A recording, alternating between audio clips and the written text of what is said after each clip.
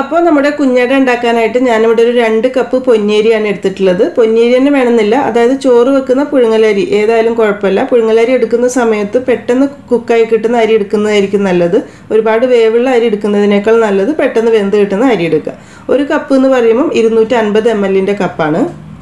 ഈ അരി നമുക്കൊരു 3-4 മണിക്കൂർ അത്യാവശ്യം നല്ല ചൂടുവെള്ളത്തിൽ കുതിർത്ത് വെക്കണം. ചോറ് വെക്കുന്ന അരി ആയതുകൊണ്ട് തന്നെ പച്ചവെള്ളത്തിൽ കുതിർത്ത് വെച്ചാൽ കുതിർന്ന് കിട്ടാനായിട്ട് ഒരുപാട് സമയം വേണ്ടി വരും. അത്യാവശ്യം നല്ല ചൂടുവെള്ളത്തിൽ കുതിർക്കാനായിട്ട് ഒരു 4 മണിക്കൂർ വെക്കാം. അങ്ങനെ കുതിർത്തെടുത്തിട്ടുള്ള അരിയാണിത്. ഇതിനെ നമുക്കിനി മിക്സിയിലിട്ടിട്ട് അരച്ചെടുക്കണം. ഗ്രൈൻഡറൊക്കെ ഉണ്ടെങ്കിൽ അതിലിട്ടായിരിക്കും കുറച്ചുകൂടി നല്ലത്, പെട്ടെന്ന് അരിഞ്ഞു കിട്ടും. മിക്സിയിലാവുന്ന സമയത്ത് കുറച്ച് സമയം കൂടുതൽ വേണ്ടി വരും. അപ്പോൾ നമുക്കിത് മിക്സിയുടെ ജാറിലേക്ക് ഇട്ട് കൊടുക്കുക. 2 പ്രാവശ്യമായിട്ട് അരക്കണം എന്നുണ്ടെങ്കിൽ 2 പ്രാവശ്യമായിട്ട് തന്നെ അരച്ചെടുക്കുക. ഈ ഒരു 2 കപ്പ് അരി അരച്ചെടുക്കാനായിട്ട് 1 കപ്പ് വെള്ളമാണ് ഞാനിവിടെ എടുത്തിട്ടുള്ളത്. വെള്ളം എടുക്കുന്ന സമയത്ത് ഒന്നിച്ച് ഒഴിക്കേണ്ട. ഒരുപാട് വെള്ളം ഒന്നിച്ചായി കഴിഞ്ഞാൽ അരി അരഞ്ഞു വരാനായിട്ട് ബുദ്ധിമുട്ടായിരിക്കും. അപ്പോൾ ആവശ്യത്തിന് കുറച്ച് ഒഴിച്ച് അരച്ചെടുക്കാം. അരി അത്യാവശ്യം അരഞ്ഞു വരുന്ന സമയത്ത് ഇതിലേക്ക് ആവശ്യത്തിനുള്ള ഉപ്പ് കൂടെ ചേർത്ത് കൊടുക്കണം കേട്ടോ. അരി ഇപ്പോൾ നന്നായിട്ട് തന്നെ അരച്ചെടുത്തിട്ടുണ്ട്. തരിയൊന്നും ഇല്ലാതിരിക്കാൻ വേണ്ടി പ്രത്യേകിച്ച് ശ്രദ്ധിക്കുക. നന്നായിട്ട് ഫൈനായിട്ട് തന്നെ അരച്ചെടുക്കണം. ഈ അരച്ചെടുത്തിട്ടുള്ള അരി ഞാനിവിടെ ഒരു തോർത്തിലേക്കാണ് ഇപ്പോൾ ഒഴിച്ചു കൊടുക്കുന്നത്. അതായത് നമുക്ക് ഇതിലുള്ള വെള്ളമൊക്കെ മാറി നല്ല ഒരു കുഴച്ചെടുക്കാൻ പാകത്തിനുള്ള മാവായി കിട്ടാൻ വേണ്ടിയിട്ട്, പെട്ടെന്ന് നല്ല ഡ്രൈ ആയി കിട്ടാൻ വേണ്ടിയിട്ട് ഒരു തോർത്തിലേക്കാണ് ഇത് ഒഴിച്ചു കൊടുക്കുന്നത്. നല്ല വൃത്തിയായിട്ടുള്ള ഒരു തോർത്തെടുത്ത് വെക്കുക. അതിലേക്ക് നമ്മൾ അരച്ചിട്ടുള്ള അരി ഒഴിച്ചു കൊടുക്കുക. ഈ ഒരു തിക്നെസ്സിലാണ് ഇപ്പോൾ അരച്ചെടുത്തിട്ടുള്ളത്. ഈ ഒരു ലൂസ് കുറച്ച് കഴിയുമ്പോഴേക്കും നമ്മൾ ഈ ഒരു തോർത്തിൽ കിടന്ന് വലിഞ്ഞ് വെള്ളമൊക്കെ പോയി കറക്റ്റായി വന്നിട്ടുണ്ടാവും. അരി അരയ്ക്കുന്ന സമയത്ത് ഉപ്പിടേണ്ട കാര്യം മറക്കരുത് കേട്ടോ. ഞാനത് ഓൾറെഡി ഇട്ട് പോയതുകൊണ്ടാണ് നിങ്ങൾക്ക് കാണിക്കാൻ കഴിയാതിരുന്നത്. അപ്പോൾ ഇത് നമ്മൾ നന്നായിട്ടൊന്ന് കെട്ടി വെക്കുകയാണ് ചെയ്യുന്നത്. ഇത് കെട്ടി വെക്കുമ്പോൾ ഇതിൻ്റെ അടിഭാഗത്തായിട്ട് ഒരു ടർക്കി കൂടെ വെക്കുന്നുണ്ട്. അത്യാവശ്യം നല്ല കട്ടിയുള്ള ഒരു തുണി, അതായത് ഈ വെള്ളം പെട്ടെന്ന് വലിഞ്ഞ് കിട്ടാൻ വേണ്ടിയിട്ടാണ്. ഇങ്ങനെ വെക്കുകയാണെങ്കിൽ കുറച്ചിന് വെള്ളത്തിൻ്റെ കണ്ടന്റ് കൂടുതലുണ്ടെങ്കിലും ഒരു ഇത്തിരി സമയം വെക്കുകയാണെങ്കിൽ പെട്ടെന്ന് തന്നെ ഡ്രൈ ആയി കിട്ടിക്കോളും. ഇതിപ്പോൾ ഞാനിവിടെ ഒരു 20-25 മിനിറ്റാണ് ഡ്രൈ ആവാൻ വേണ്ടി വെക്കുന്നത്. അരിമാവ് റെഡിയായി വരുന്ന സമയം കൊണ്ട് നമുക്ക് ഇതിലേക്കുള്ള ആ ഒരു മസാല ഫില്ലിങ് റെഡിയാക്കി എടുക്കണം. അതിനായിട്ടൊരു പാൻ വെച്ച് ചൂടാക്കുക. 1 ടേബിൾ സ്പൂൺ വെളിച്ചെണ്ണ ചേർത്ത് കൊടുക്കാം. വെളിച്ചെണ്ണ ചൂടായി വരുന്ന സമയത്ത് ഇതിലേക്കൊരു 2 മീഡിയം സൈസുള്ള സവാള നല്ല ചെറുതായി മുറിച്ചെടുത്ത്, ഒരുപാട് വലുതാക്കി മുറിക്കേണ്ട.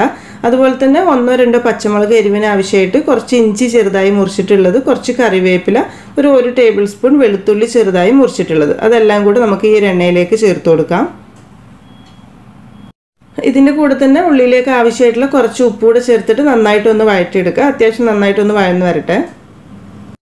ഉള്ളി അത്യാവശ്യം ഒന്ന് വഴന്ന് വരുന്ന സമയത്ത് നമുക്ക് ഇതിലേക്ക് കുറച്ച് ബീഫ് ചേർക്കാനുണ്ട്. അതിനായിട്ട് ഞാനിവിടെ ഒരു 100 ഗ്രാം എല്ലില്ലാത്ത ബീഫ്, കുറച്ച് മഞ്ഞൾപ്പൊടി, മുളക് പൊടി, ഉപ്പൂടെ ഇട്ടിട്ട് അത്യാവശ്യം ഒന്ന് വേവിച്ചെടുത്തിട്ടുണ്ട്.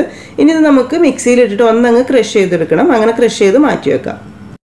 ഇപ്പോൾ ഉള്ളി ഒന്നങ്ങ് വഴന്ന് വന്നിട്ടുണ്ട്. ഈ സമയത്ത് ഇതിലേക്കുള്ള മസാലപ്പൊടികൾ ചേർത്ത് കൊടുക്കുക. അതിനായിട്ട് ഒരു 1/4 ടീസ്പൂൺ മഞ്ഞൾപ്പൊടി, 1 ടീസ്പൂൺ ബീഫ് മസാല,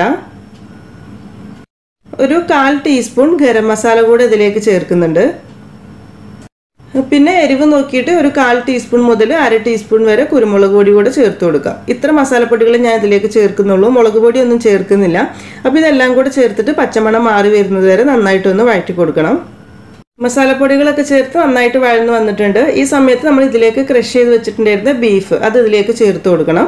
ബീഫ് കൂടെ ചേർത്തിട്ട് നന്നായിട്ടൊന്ന് വഴറ്റിയെടുക്കുക. ഒരു 1-2 മിനിറ്റ് നന്നായിട്ട് വഴറ്റിയെടുക്കുന്ന സമയത്ത് ആ ഉള്ളിയും ബീഫും എല്ലാം കൂടെ നന്നായിട്ട് മിക്സായി യോജിച്ച് കിട്ടും. അപ്പോൾ ഇത്രയേ ഉള്ളൂ നമ്മുടെ ഈ ഒരു ഫില്ലിംഗ് എന്ന് പറയുന്നത്. അപ്പോൾ നമുക്ക് ഇതിലേക്ക് ആവശ്യമായിട്ടുള്ള ആ മസാല ഫില്ലിംഗ് റെഡി ആയിട്ടുണ്ട്. ഇതൊരു സൈഡിലേക്ക് മാറ്റി വെക്കാം.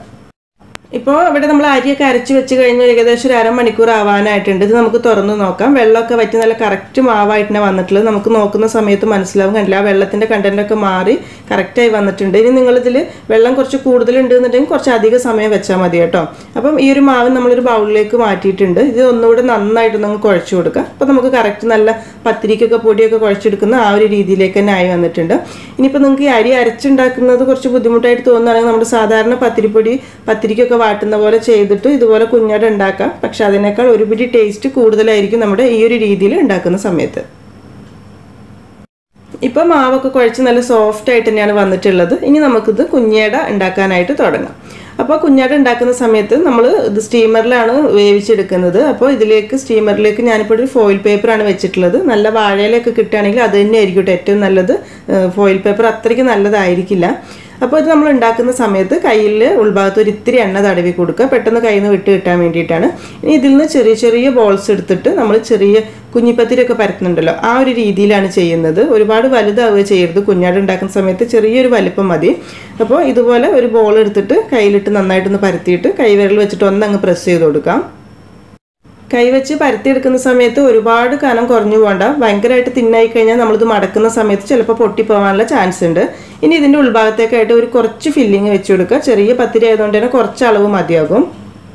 ഇതിനെ ഇനി നമ്മൾ സാധാരണ അടയൊക്കെ ചെയ്യുന്ന പോലെ തന്നെ രണ്ട് ഭാഗവും നന്നായിട്ട് ആ മസാല ഉള്ളിലേക്ക് ഫില്ല് ചെയ്തിട്ട് കറക്റ്റ് അമർത്തി വെച്ചതിന് ശേഷം രണ്ട് ഭാഗവും ഇതുപോലെ കൂട്ടി യോജിപ്പിച്ച് കൊടുക്കുക. പ്രസ് ചെയ്യുന്ന സമയത്ത് നന്നായിട്ട് തന്നെ പ്രസ് ചെയ്യണം, അല്ലെങ്കിൽ ആവി കയറുന്ന സമയത്ത് വിട്ടുപോകാനുള്ള ചാൻസ് ഉണ്ട്.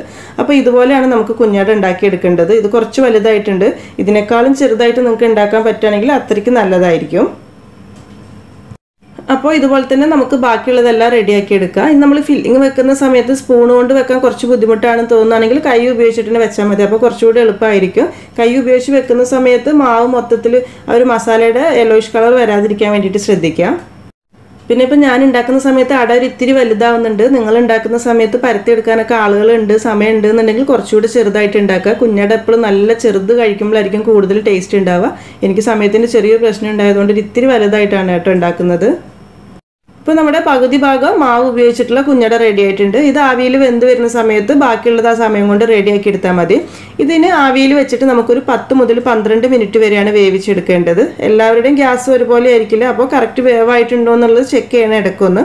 ഇപ്പോൾ ഒരു 10 മിനിറ്റ് കഴിഞ്ഞിട്ടുണ്ട്, നമുക്കിതൊന്ന് നോക്കാം. അപ്പോൾ നിങ്ങൾ കറക്റ്റ് ചെക്ക് ചെയ്ത് നോക്കുക കറക്റ്റ് വെന്തിട്ടുണ്ടോ എന്നുള്ളത്. കറക്റ്റ് വേവായിട്ടുണ്ടെങ്കിൽ പിന്നെ ഒരുപാട് സമയം തീയിൽ വെക്കരുത്. പിന്നെയും കുറേ സമയം വെക്കുകയാണെങ്കിൽ ചിലപ്പോൾ നമ്മുടെ കുഞ്ഞട ഹാർഡായി പോകാനുള്ള ചാൻസ് ഉണ്ട്, സോഫ്റ്റ്നെസ് നഷ്ടപ്പെട്ടു പോകും. അപ്പോൾ നോക്കുന്ന സമയത്ത് കറക്റ്റ് കുക്കായിട്ടുണ്ട് എന്നുണ്ടെങ്കിൽ ഗ്യാസ് ഓഫ് ചെയ്തിട്ട് ഒരു സൈഡിലേക്ക് എടുത്ത് വെക്കാം. ഒരു ഇത്തിരി വെള്ളം മുകളിലൊന്ന് തെളിച്ചു കൊടുത്താൽ മതി. അപ്പം ഒട്ടിപ്പോകുന്ന ആ ഒരു പ്രശ്നം നമുക്ക് ഒഴിവാക്കിയെടുക്കാനായിട്ട് പറ്റും. അപ്പോൾ ഇതുപോലെ തന്നെ നമ്മുടെ ബാക്കിയുള്ള കുഞ്ഞടയും വേവിച്ചെടുക്കണം. ഇപ്പോൾ നമ്മുടെ ആവിയിൽ വേവിച്ചെടുത്തിട്ടുള്ള കുഞ്ഞട എല്ലാം തന്നെ റെഡി ആയിട്ടുണ്ട്, നല്ല കറക്റ്റായി വന്നിട്ടുണ്ട്. ഇത് നമ്മൾ അട പരത്തിയെടുക്കുന്ന സമയത്ത് ഇതിൽ നിന്നും ആ അരിമാവിൽ നിന്നും ഏകദേശം ഈ ഒരു വലിപ്പത്തിലുള്ള മാവ്, പച്ചയ്ക്കുള്ള അരിമാവ് മാറ്റി വെക്കണം. ഇത് നമുക്ക് ലാസ്റ്റ് കുറച്ച് ആവശ്യം വരുന്നുണ്ട്. അപ്പം ഇതെങ്ങനെയാണ് ഇന്ന് സെർവ് ചെയ്യുന്നതെന്ന് വെച്ചാൽ നമുക്ക് 2-3 രീതിയിൽ ഈ ഒരു കുഞ്ഞട സെർവ് ചെയ്യാം. ആദ്യത്തെ രീതി എന്ന് പറയുന്നത് ഇതുപോലെ തന്നെ നമുക്ക് ചെറിയ സ്നാക്കായിട്ട് നോമ്പൊക്കെ തുറക്കുന്ന സമയത്ത് ഇതുപോലെ തന്നെ സെർവ് ചെയ്യാവുന്നതാണ്. മുറിച്ച് വെക്കുന്ന സമയത്ത് നമ്മുടെ ആ ബീഫിൻ്റെ ഫില്ലിംഗ് ഒക്കെ ആയിട്ട് നല്ല ടേസ്റ്റ് തന്നെയായിരിക്കും. ഒരുപാട് എണ്ണയൊന്നും ഇല്ലാത്ത നല്ലൊരു സ്നാക്കായിട്ട് നമുക്ക് ഉപയോഗിക്കാം. ഇവിടെ വേവിച്ചെടുത്തിട്ടുള്ള ഈ ഒരു അടയെ നമ്മളൊരു 2 ഭാഗമാക്കി തിരിച്ചിട്ട് ഒരു 2 രീതിയിൽ എങ്ങനെയാണ് സെർവ് ചെയ്യുന്നതെന്ന് നോക്കാം. അപ്പോൾ അതിനായിട്ട് ആദ്യത്തെ രീതിയിൽ റെഡിയാക്കാനായിട്ട് ഒരു 3-4 ടേബിൾ സ്പൂൺ തേങ്ങ ചിരവിയതെടുക്കുക. അതുപോലെ തന്നെ ഒരു 1/4 ടീസ്പൂൺ മഞ്ഞൾപ്പൊടി, ഒരു 1/2 ടീസ്പൂൺ വലിയ ജീരകം, ഒരു 2-3 ചെറിയ ഉള്ളി, ഇതെല്ലാം കൂടെ മിക്സിയുടെ ചെറിയ ജാറിലിട്ടിട്ട് ഒന്നങ്ങ് ഒതുക്കിയെടുക്കണം. ഒരുപാട് അരഞ്ഞു പോകണ്ട, ഒന്ന് ഒതുക്കിയെടുത്താൽ മാത്രം മതി കേട്ടോ. ഇനി ഒരു പാൻ ചൂടാക്കിയിട്ട് അതിലേക്കൊരു 1 ടേബിൾ സ്പൂൺ വെളിച്ചെണ്ണ ഒഴിച്ചു കൊടുക്കുക. വെളിച്ചെണ്ണ ചൂടാവുന്ന സമയത്തേക്ക് ഇതിലേക്കൊരു 3-4 ചെറിയുള്ളി നല്ല ചെറുതായി മുറിച്ചത് ഇട്ട് കൊടുക്കാം. ഉള്ളി ഒന്നങ്ങ് മൂത്ത് വരുന്ന സമയത്ത് ഇതിലേക്ക് കുറച്ച് കറിവേപ്പില ചേർത്ത് കൊടുക്കുക. ഇനി ഇതിലേക്ക് നമ്മൾ മിക്സിയിൽ ക്രഷ് ചെയ്ത് വെച്ചിട്ടുണ്ടായിരുന്ന ആ തേങ്ങയുടെ കൂട്ടുണ്ടല്ലോ അത് ഇതിലേക്ക് ചേർത്ത് കൊടുക്കണം. തേങ്ങ ഇതിലേക്ക് ചേർത്തിട്ട് നന്നായിട്ടൊന്ന് ചൂടാക്കി എടുക്കുക, നന്നായിട്ടൊന്ന് മിക്സ് ചെയ്ത് യോജിപ്പിച്ചെടുക്കുക. ഇതിലേക്ക് ആ മിക്സിയുടെ ജാറിലേക്ക് കുറച്ച് നല്ല ചൂടുവെള്ളം കൂടെ ഒഴിച്ചിട്ട് നമുക്ക് ഇതിലേക്ക് ഒഴിച്ചു കൊടുക്കുക. ഒരുപാട് വേണ്ട, കുറച്ച് മതിയാകും. ഈ ഒരു വെള്ളവും കൂടെ ചേർത്തിട്ട് നന്നായിട്ടൊന്ന് തിളപ്പിച്ചെടുക്കുക. ഈ ഒരു തേങ്ങയിലേക്ക് ആവശ്യമായിട്ടുള്ള കുറച്ച് ഉപ്പ് ചേർത്ത് കൊടുക്കണം കേട്ടോ, അത് മറന്നു പോകരുത്. ഇതിലേക്ക് നമ്മൾ വേവിച്ച് വെച്ചിട്ടുള്ള അടയിൽ നിന്ന് ഒരു പകുതി ഭാഗം ചേർത്ത് കൊടുക്കുക. നിങ്ങൾ മൊത്തത്തിൽ ഈ ഒരു രീതിയിൽ തന്നെയാണ് ചെയ്യുന്നതെന്നുണ്ടെങ്കിൽ തേങ്ങയുടെ അളവ് കുറച്ച് കൂടുതൽ എടുത്താൽ മതി കേട്ടോ. ഇനി ഇതെല്ലാം കൂടെ ചേർത്തിട്ട് ഒരു 1 മിനിറ്റ് നന്നായിട്ട് തന്നെ വഴറ്റിയെടുക്കുക. ആ തേങ്ങയുടെ കൂട്ടൊക്കെ ഈ ഒരു അടയിലേക്ക് പിടിക്കുന്ന രീതിയിൽ നന്നായിട്ട് തന്നെ മിക്സ് ചെയ്ത് യോജിപ്പിച്ചെടുക്കുക. അപ്പോൾ ഇത്രയേ ഉള്ളൂ നമ്മുടെ ആദ്യത്തെ രീതി എന്ന് പറയുന്നത്. ഇതിന് നമുക്ക് ബീഫ് കറി അല്ലെങ്കിൽ ചിക്കൻ, മട്ടൺ ഏത് കറിയുടെ കൂടെ വേണമെങ്കിലും കറിയൊക്കെ ഒഴിച്ച് നമുക്ക് സെർവ് ചെയ്യാം. സ്നാക്കായിട്ടല്ല, സാധാരണ വലിയ കടിയായിട്ട് തന്നെ, അതായത് ഡിന്നറായിട്ടൊക്കെ തന്നെ സെർവ് ചെയ്യാം. അടുത്ത രീതിയിലുള്ളത് റെഡിയാക്കാനായിട്ട് ഒരു പാൻ വെച്ച് ചൂടാക്കുക. അതിലേക്കൊരു 1 ടേബിൾ സ്പൂൺ വെളിച്ചെണ്ണ ഒഴിച്ചു കൊടുക്കുക. എണ്ണ ചൂടാവുന്ന സമയത്ത് ഇതിലേക്ക് കുറച്ച് കറിവേപ്പില ചേർത്ത് കൊടുക്കുക.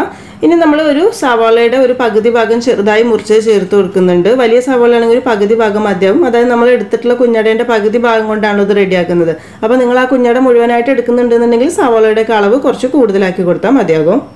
ഇതിൻ്റെ കൂടെ തന്നെ ഒരു 1-2 പച്ചമുളക് നമുക്ക് എരിവിന് ആവശ്യമായിട്ട് ഇട്ട് കൊടുക്കാം. ഞാനിപ്പോൾ ഇവിടെ ഒരു പച്ചമുളകാണ് ഇതിലേക്ക് ചേർത്ത് കൊടുക്കുന്നത്. അതുകൂടെ ചേർത്തിട്ട് ഒന്ന് വഴറ്റണം. ഉള്ളിയിലേക്ക് ആവശ്യത്തിനുള്ള കുറച്ച് ഉപ്പൂടെ ചേർത്ത് കൊടുത്തിട്ട് നന്നായിട്ട് തന്നെ ഒന്ന് വഴറ്റിയെടുക്കാം. അത്യാവശ്യം നന്നായിട്ട് വഴന്ന് വരുന്ന സമയത്ത് ഇതിലേക്ക് ഒരു ചെറിയ തക്കാളി നമുക്ക് ചേർത്ത് കൊടുക്കണം. ഒരുപാട് ഒന്നും വേണ്ട, ഒരു ചെറിയൊരു പീസ് തന്നെ മതിയാകും. ചെറിയ പീസ് ചെറുതായി മുറിച്ചത് ചേർത്ത് കൊടുക്കാം.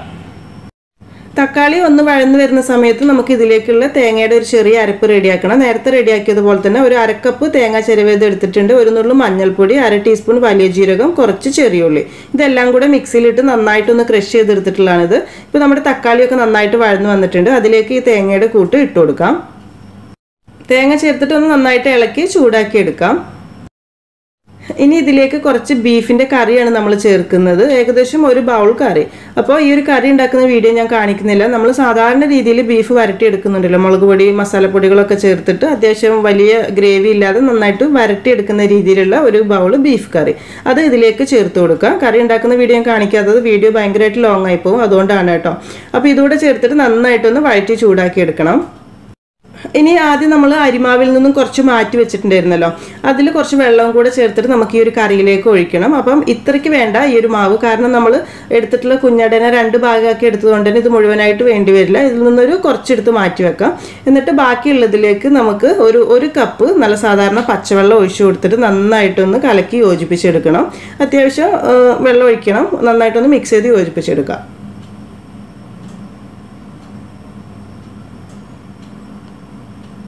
കട്ടയൊന്നുമില്ലാതെ നന്നായിട്ട് കലക്കിയെടുത്തിട്ടുള്ള ഈ ഒരു അരിമാവ് നമുക്ക് ഈ ഒരു ബീഫ് കറീൻ്റെ ഗ്രേവിയിലേക്ക് ഒഴിച്ചു കൊടുക്കാം. ഇനി നന്നായിട്ട് ഇത് ഇളക്കി യോജിപ്പിച്ച് തിളപ്പിച്ചെടുക്കണം.